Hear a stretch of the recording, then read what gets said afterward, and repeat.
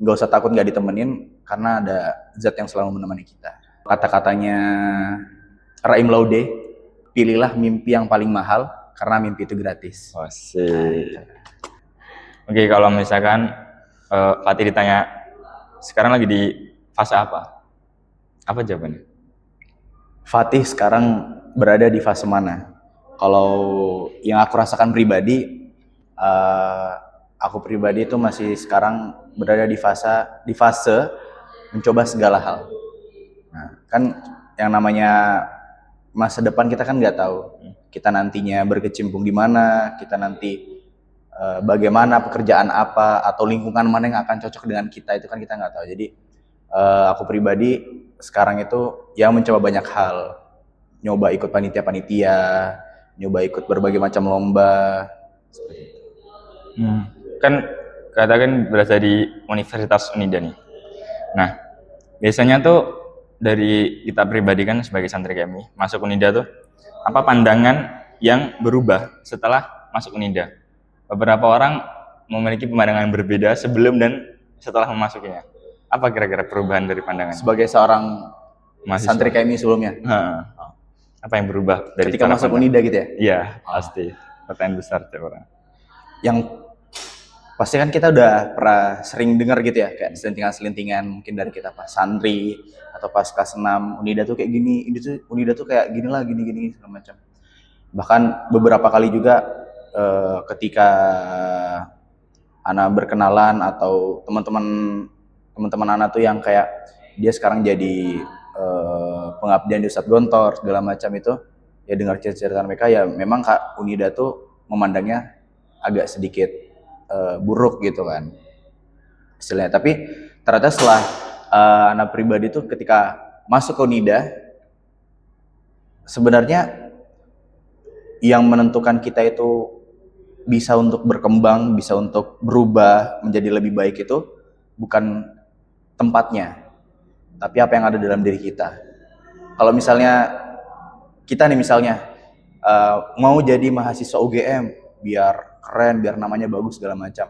Tapi kalau misalnya cuman masuk UGM terus setelah kita diterima kita cuman kayak cuman malas-malesan, nggak ada effort buat meningkatkan diri, itu kan sama aja. Berbeda dengan halnya orang yang dia berada di tempat yang biasa aja atau tempat yang ya nggak terlalu ternama gitu misalnya. Nah itu lebih baik gitu daripada yang cuman membawa nama-nama di belakangnya. Gitu.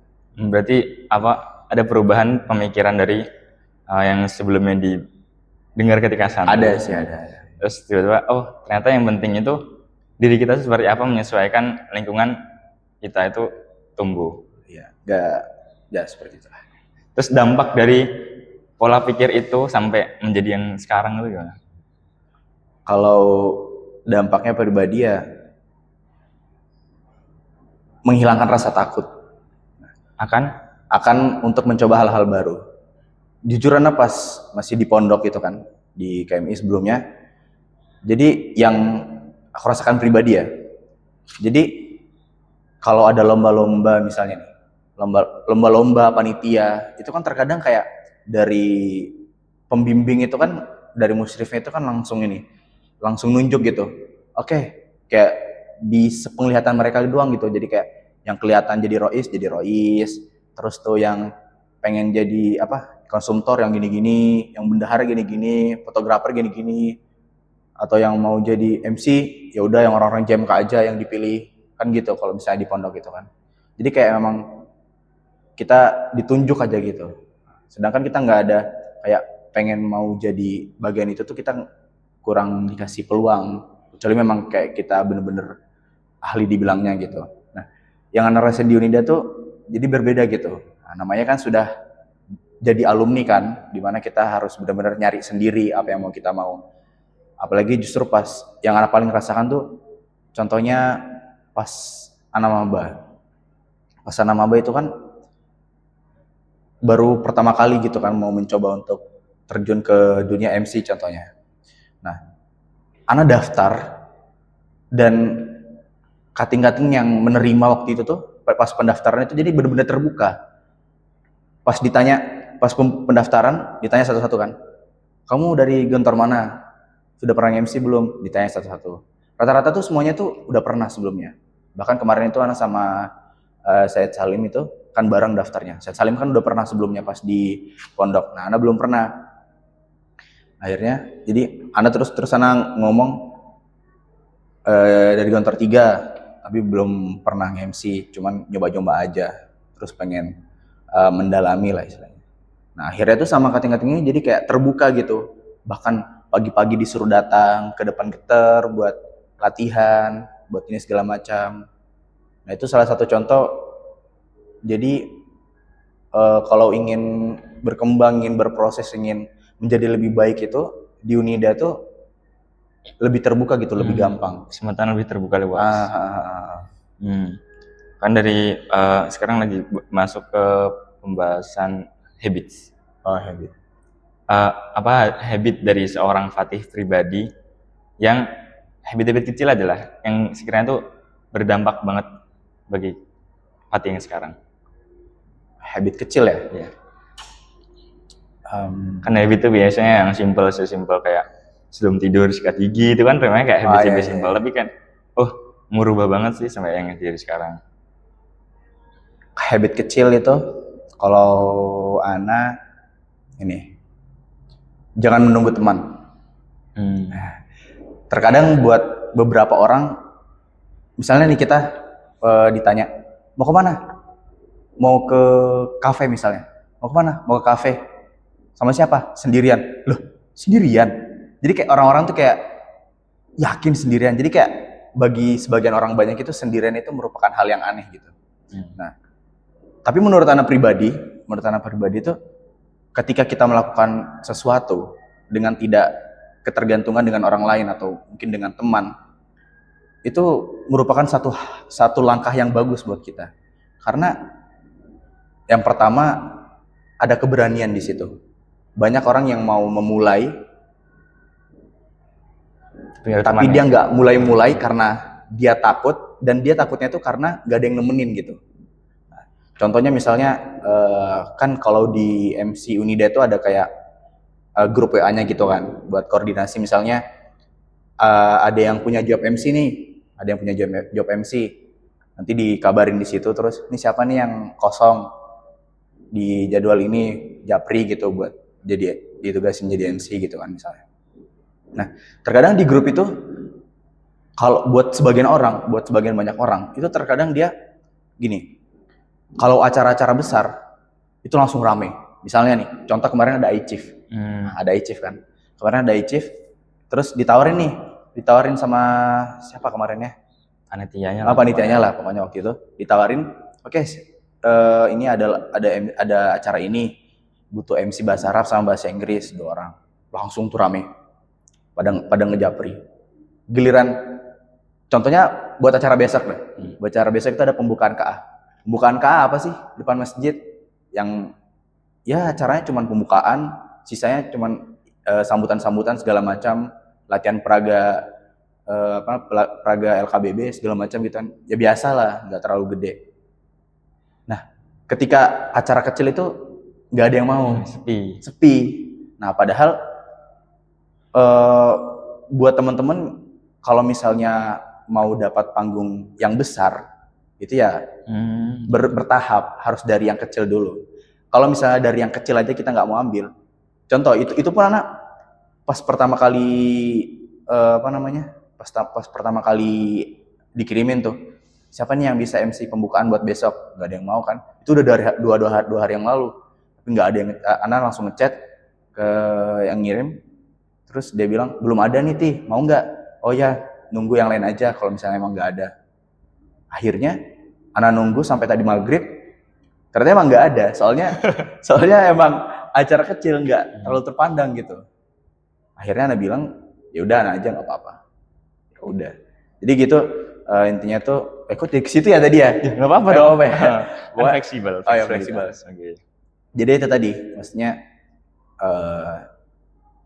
berani memulai walau nggak ada yang nemenin. Insya Allah itu selalu bersama kita gitu.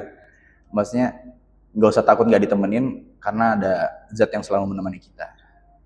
Oke. Dari faktor orang tua, kan ada apa namanya? Setiap anak tuh ada yang didampingi dengan orang tua, ada yang di sebaliknya malah nggak didukung.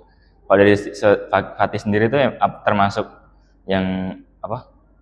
Terdidik dengan baik atau sebaliknya? Termasuk.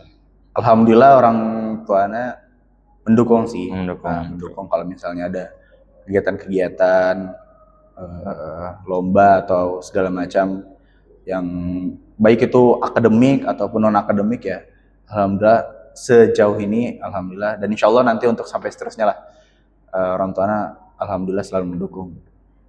Nah, dari sekian lama dukungan dari kecil sampai sekarang, nilai dari orang tua yang tertanam sekali di diri Fatih itu apa? Kan biasanya ada beberapa nasihat itu diulang-ulang terus, terus. Nah, itu pasti ada setiap orang tua ke anak. Nah, apa itu? Coba bisa jelaskan. Ini yang mungkin agak sedikit beda gitu. Anak kan manggilnya Abi ya. Kalau Abiana tuh selalu ngehujat. Benar. Mungkin di sometimes Abiana tuh kayak oke lah ini kayak memberi kayak wah selamat ya menang gitu segala macam. Tapi di sisi lain itu lebih seringnya tuh kayak ngehujat. Iya, jadi VOC. Enggak kayak VOC gitu ya. Lebih parah tuh. Jadi kayak misalnya nih, udah misalnya dalam satu bulan ada 2 lomba dan alhamdulillah dua-duanya menang.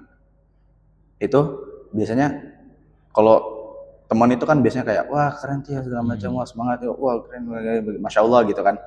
Nah kalau Abiana kalau udah ngeliat kayak gitu, dia langsung hujat, langsung kayak misalnya pernah waktu itu dia langsung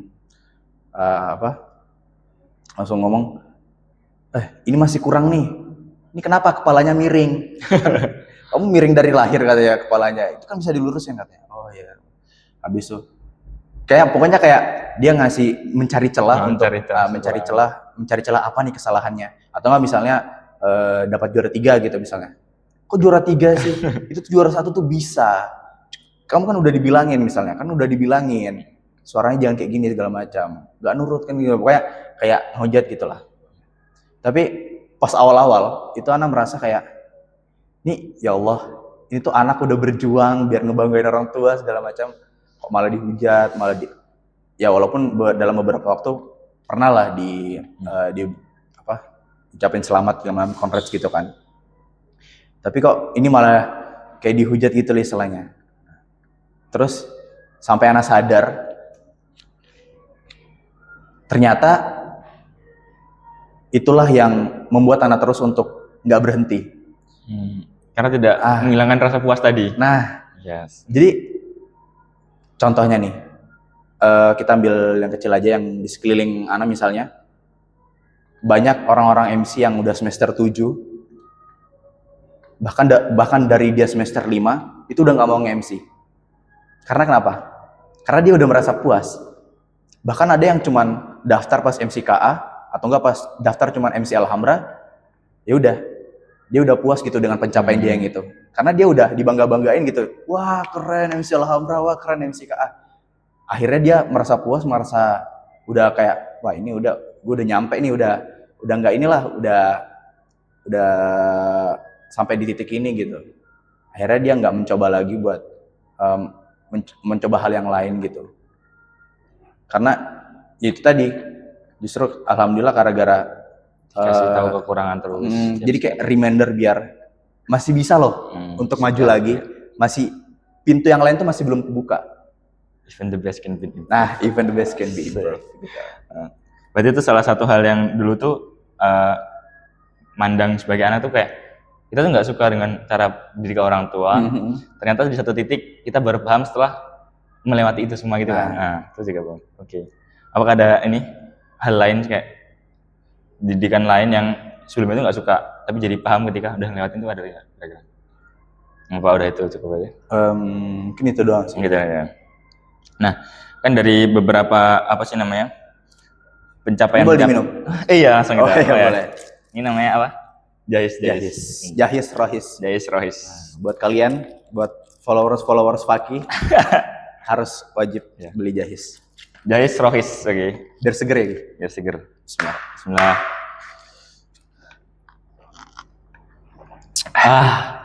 Alhamdulillah. Oh, seger. Oke, lanjut lagi.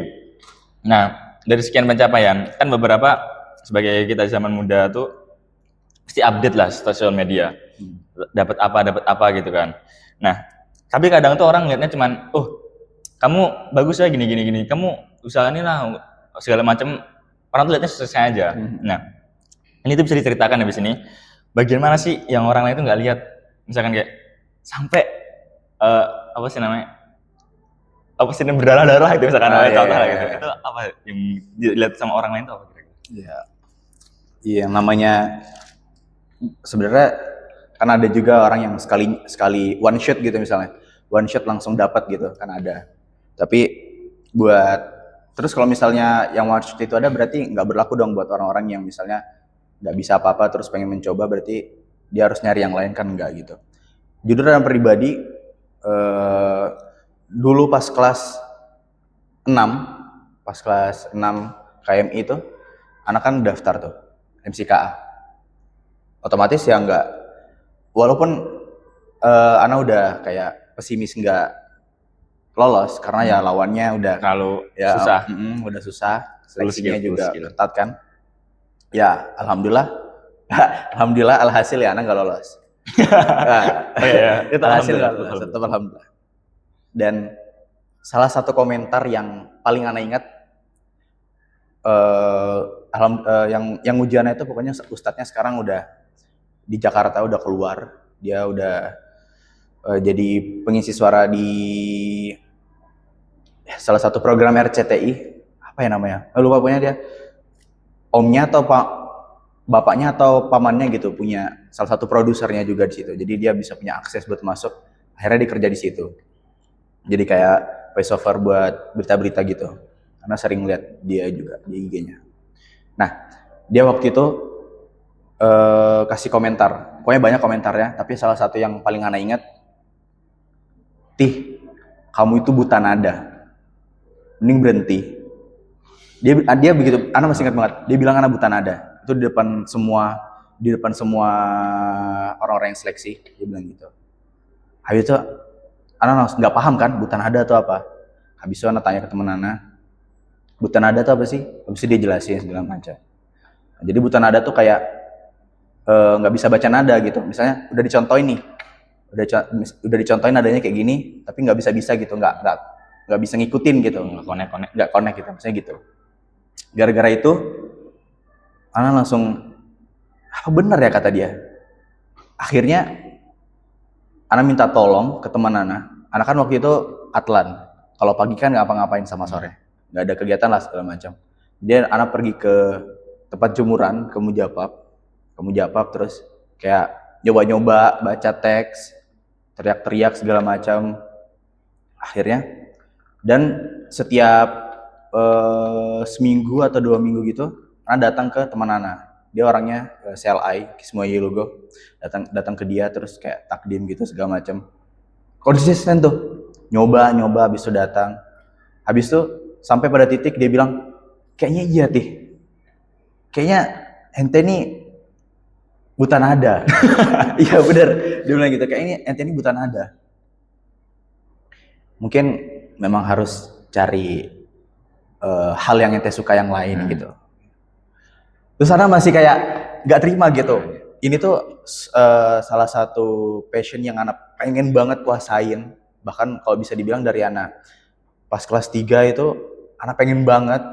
Cuman pas kelas 3 itu anak pengen kayak pengen ikut puisi PG waktu itu, ikut seleksi juga tapi nggak lolos. Jadi kayak pengen banget gitu loh bisa kayak megang mic terus ngomong di depan banyak orang, terus ditepuk tanganin ya, pengen lah gitu kan ya. Pengen kayak gitu, tapi kok kayak susah banget gitu.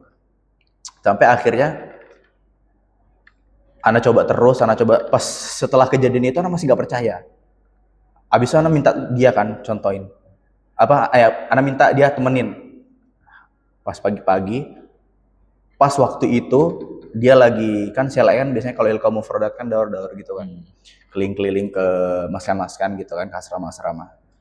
Dan pas waktu itu dia keliling ke salah satu ke asrama mana, akhirnya ajaklah ke Mujapab. Ajak ke Mujapab, terus sana minta dia lah ajarin gini. Nah, pas pada titik dia nyobain, terus sana coba, ternyata memang nggak bisa kan. Akhirnya dia bilang, ya udah ayo kita balik dulu. Habis itu terakhir ngomong apa waktu itu ya, pokoknya ngomong salah satu dari teks itu. Habis itu dia langsung kaget, langsung kayak, itu bisa sih katanya. Emang iya bah? Iya, coba ulang lagi. Habis coba ulang lagi. Habis coba ulang lagi. Terus dia bilang, lah itu bisa sih. Nah, akhirnya gara-gara itu mulai mencoba, oh ternyata kayak gini. Jadi sebenarnya untuk mendapatkan suatu hal itu orang itu perlu mencoba banyak hal. Maksudnya contoh kita nih pengen suara kita bulat nih. Kan banyak tuh orang buat tutorial cara suara bulat gimana di YouTube. Nah, tapi cara itu tuh nggak cocok untuk semua orang. Nah, tapi bagaimana cara kita bisa biar dapat tujuan itu dengan cara mencoba banyak hal. Jadi kayak istilahnya istilahnya itu Allah tuh kayak apa ya istilahnya, menaruh mutiara di lumpur misalnya. Nah, jadi kayak istilahnya Allah itu nyuruh ambil terus lumpurnya, ambil terus gagalnya, biar sampai kelihatan tuh mutiaranya. Jadi istilahnya gitu. Berarti itu salah satu pelajaran yang mahal dari sebuah kesalahan sebelumnya. Terus dari kan kalau sebagai aku pribadi sebagai mahasiswa kan sering melihat di prestasi dan di organisasi. Contoh HMP, contoh nanti Alhambra atau kepanitiaan Arabic Camp yang lain. Jarang sebenarnya kalau ditemuin orang dia tuh fokus ke panitia tapi bisa fokus ke ada prestasinya. Kadang orang sebaliknya dan hampir semua orang tuh tatapnya gitu. Kalau nggak di jadi kayak dia fokus ke satu aja gitu, panitia. Iya, nggak bisa, kayak jarang kayak banget. Ya udah di debat tanpa ada pernah masuk organisasi sama sekali. Organisasi terus tanpa pernah prestasi sama sekali. Kalau nggak tulis terus. Nah, dari sudut pandang saya pribadi aku pribadi mahasiswa melihat waktu itu ada di dua pihak gitu. Dua divisi tadi. Itu apa sih sebenarnya pengaruhnya, rahasianya tuh bisa gitu? Kalau menurut pandangan Anda pribadi ya, sebenarnya Anda nggak terlalu ini sih. Kalau mungkin tadi Paki bilang jadi kayak bisa nyimbangin antara kepanitiaan, koordinasian sama prestasi gitu ya. Kalau menurut aku pribadi tuh, Anda pribadi tuh masih belum bisa nyimbangin gitu. Tapi kalau misalnya memang beranggapan seperti itu ya nggak apa-apa. Cuman yang perlu kita ingat itu setiap orang kan punya 24 jam yang sama. Iya. Mau dimanapun dia, mau siapapun dia, mereka tetap punya 24 jam dalam sehari. Kadang orang itu ngomong, aku lagi sibuk. Nah, biasanya aku lagi sibuk, so sibuk banget ya, gitu kan. Sebenarnya itu tuh cuman kayak memberi waktu dia buat istirahat aja. Jadi apa ya istilahnya? Waktu itu kesempatan itu bisa datang kalau kita memanfaatkan waktu sebaik-baiknya. Nah, misalnya apalagi kalau lomba itu kan nggak sesusah zaman dahulu misalnya. Kayak zaman dahulu kan kebanyakan lomba kan offline gitu kan. Jadi harus datang ke sini, datang ke sana. Sekarang kan banyak juga lomba-lomba online gitu. Yang seliuran di IG, di WA itu kan banyak. Jadi kita bisa manfaatin tuh misalnya kita untuk kesehariannya di organisasi, nanti untuk malamnya atau di waktu-waktu kosongnya kita bisa pakai buat entah itu tagging video atau misalnya kalau esai untuk buat apa nulis-nulisnya seperti itu. Oke. Terus apa sih namanya? Kalau misalkan Fatih bisa ngomong ke diri Fatih yang masa muda, lu pernah baca kan? Masih muda sih. Lebih kecil lagi pas tadi. masih kecil gitu ya. Ada buku yang namanya buku dari Alfi Syahri. Itu judulnya tuh I'm sorry to my younger self, I can make you happy. Nah itu tuh akan jadi pertanyaan buat Fatih, maksudnya kalau misalkan Fatih bisa ngomong ke diri Fatih yang dulu, apa yang Fatih akan katakan kepada diri Fatih yang dulu? Oh, kayak diri kita yang masih dulu gitu ya. Masih dulu banget, masih kayak gini, masih itu. Apa yang bisa disampaikan ke diri Fatih yang dulu?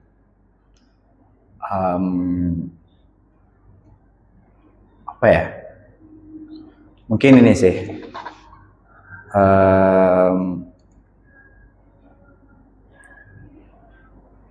Terima kasih untuk selalu percaya.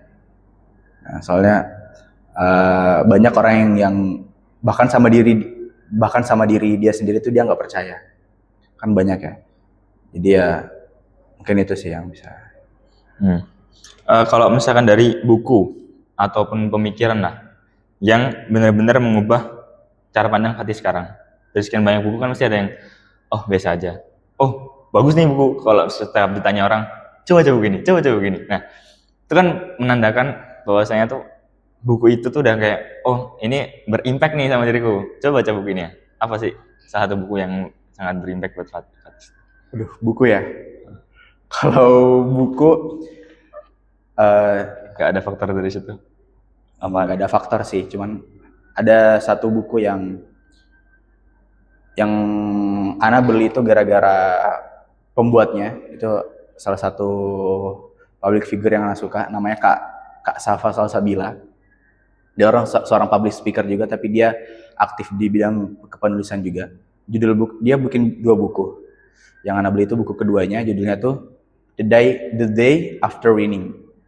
Jadi kayak bukunya tuh membahas tentang untuk tidak merasa puas atas pencapaian yang sudah kita capai. Jadi kayak untuk biar terus membuka gerbang-gerbang yang lain gitu.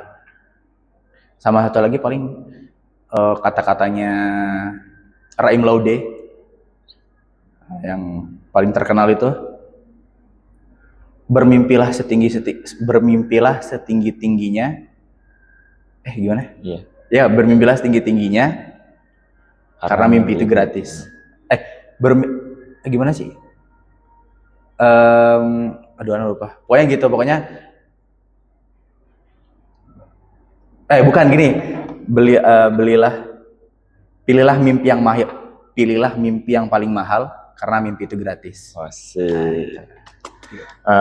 Kan dari salah satu buku yang The Day After Winning tadi kan, itu menceritakan Fatih yang sebelumnya kan, yang kayak tidak pernah merasa puas yang seperti yang diceritakan sama ayah tadi kan.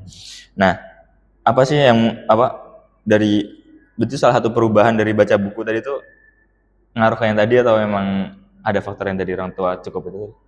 Perubahan dari buku itu ada nggak ke Dimi sekarang? Kalau dari buku sih nggak terlalu ya? Nggak terlalu. Paling dari yang tadi itu dari faktor-faktor. Biasanya tuh kita paling suka tuh nanyain ke orang lain penyesalan apa sehingga kita tidak bisa mengulangi kesalahan itu buat kita. Nah, kalau dari Fatih sendiri, apa yang bisa disampaikan ke orang lain supaya kesalahan-kesalahan Fatih ini tidak terulang pada orang lain gitu? Misalkan Fatih dulu kayak gini, sukanya gini. Dulu tuh aku telat belajar bahasa Inggris. Waktu habis keluar dari KMI baru ngerasa bahasa Inggris itu penting. Nah, itu kan jadi penyesalan bagi kita. Nah, apa sih penyesalan yang istilahnya bisa disampaikan orang lain supaya orang lain tidak melakukannya? Penyesalan